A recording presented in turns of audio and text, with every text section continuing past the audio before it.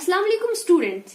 In the last lecture, we started a new chapter that is algebra. In that chapter, we discussed variables. So हमने ये discuss किया था that we can use any letter like M, L, P, X, Y, Z. कोई भी letter हम use कर सकते हैं to show variable. Remember, a variable is a number which does not have a fixed value. For example, the number 5 or number 100 or any given number is not a variable. They have fixed values. 5 has a fixed value, 100 has a fixed value. They are not variables. Variable क्या होता है? Which has not a fixed value. Similarly, the number of angles of a triangle, अगर हम एक triangle की बात करेंगे, number of angles of a triangle has a fixed value that is 3. Because in a triangle we have 3 angles. So, the number of angles of a triangle is not a variable because it has a fixed value of 3. So, let's come to another topic, that's use of variables in common rules.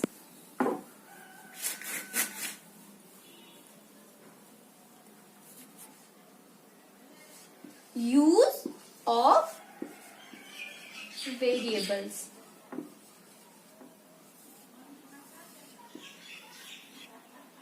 So the first is rules of geometry. Geometry की जो different formulas होती है उनमें कहां पे हम variables का use करते हैं. हमने मेंसुरेशन की चैप्टर में हमने बहुत सारी फॉर्मूलाज को यूज करके हमने पेरीमीटर ऑफ ए स्क्वायर और पेरीमीटर ऑफ ए रेक्टेंगल या area of A square, area of a rectangle, ऐसी शेप्स के एरियाज और पेरीमीटर्स को फाइंड किया था बाय यूजिंग डिफरेंट फॉर्मूलाज. तो उन फॉर्मूलाज में वेरिएबल्स का यूज कैसे होता है, चलिए हम पहले बात करते हैं स्क्वायर की. If this is a square and अगर हम इसी स्क्वायर का पेरीमीटर फाइंड कर रहे हैं, say for example, the one side of a square is L. Since it's a square, so all the sides will be L. So perimeter find करने के लिए हमने कौन सी फॉर्मूला यूज की थी? That perimeter is equal to 4 times its side. But one side is L. So 4 times L, which is equal to 4L.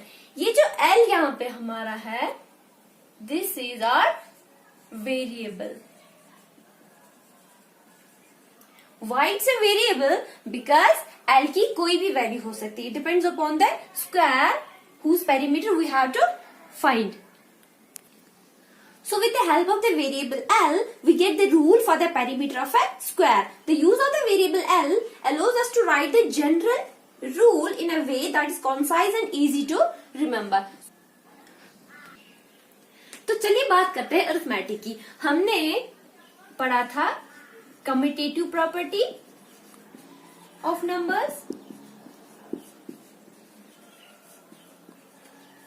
अगर आपको याद होगा, कम्यूटेटिव प्रॉपर्टी के अकॉर्डिंग हम दो नंबर्स को किसी भी ऑर्डर में जो है ऐड कर सकते हैं या दो नंबर्स को किसी भी ऑर्डर में मल्टीप्लाई कर सकते हैं. से फॉर एग्जाम्पल मेरे पास दो नंबर्स हैं 2 + 4. तो हम इनको किसी भी ऑर्डर में जो है ऐड कर सकते हैं, तो उनकी जो आंसर्स में है कोई भी डिफरेंस नहीं होगी. Like 2 + 4 is equal to 4 + 2 which is equal 6 is equal 6. So commutative property के अकॉर्डिंग दो नंबर्स को किसी भी ऑर्डर में हम ऐड कर सकते हैं. यहाँ पे हम वेरिएबल्स का यूज कैसे करते हैं कि अगर हम यहाँ पे बात कर रही थी सिर्फ दो नंबर्स की, फिक्स नंबर्स है 2 और 4, लेकिन हम कोई भी यहाँ पे 2 की जगह कोई और नंबर भी हो सकता है, 4 की जगह कोई और नंबर भी हो सकता है. उसके लिए हम क्या करेंगे, हम वेरिएबल्स का यूज करेंगे. से फॉर एग्जाम्पल मैं यहाँ पे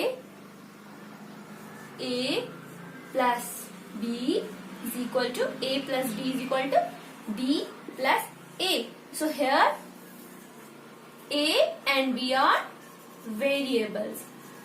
सिमिलरली कम्यूटेटिव प्रॉपर्टी जो है, अगर मल्टीप्लीकेशन की बात करेंगे, so for multiplication of two numbers the order of the two numbers being multiplied does not matter. For example मेरे पास अगर कोई नंबर है 4 × 3, तो इसको मैं ऐसे भी लिख सकती हूँ 3 × 4. सो ऑर्डर इनका कुछ भी हो, इनके आंसर्स जो है वो सेम होंगे हमेशा.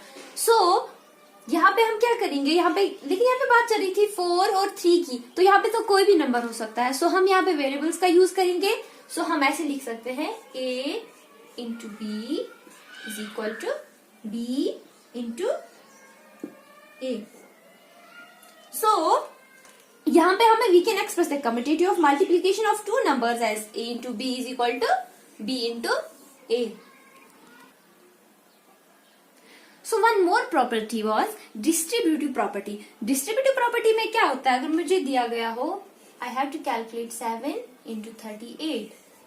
So distributive property हम क्या करते हैं, हम लिखते हैं 7 into 38 को मैं लिखती हूँ 30 प्लस 8, उसके बाद 7 into 30 प्लस 7 into 8, तो यह आ जाएगा 210 plus 56 which is equal to 266। तो ये थी हमारी distributive property. By using variables, we can write this property of numbers also in a general and concise way. Let A, B, and C be the three variables. So using these three variables, I can write this distributive property as A into B plus C is equal to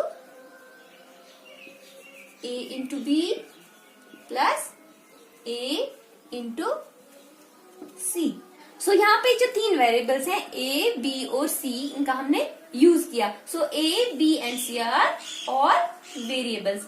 इनकी जो है कोई भी value हो सकती है because these are variables. इनकी कोई फिक्स्ड वैल्यू नहीं होगी. सो A की जगह कोई भी नंबर हो सकता है, B की जगह कोई नंबर हो सकता है, C की जगह कोई और नंबर हो सकता है.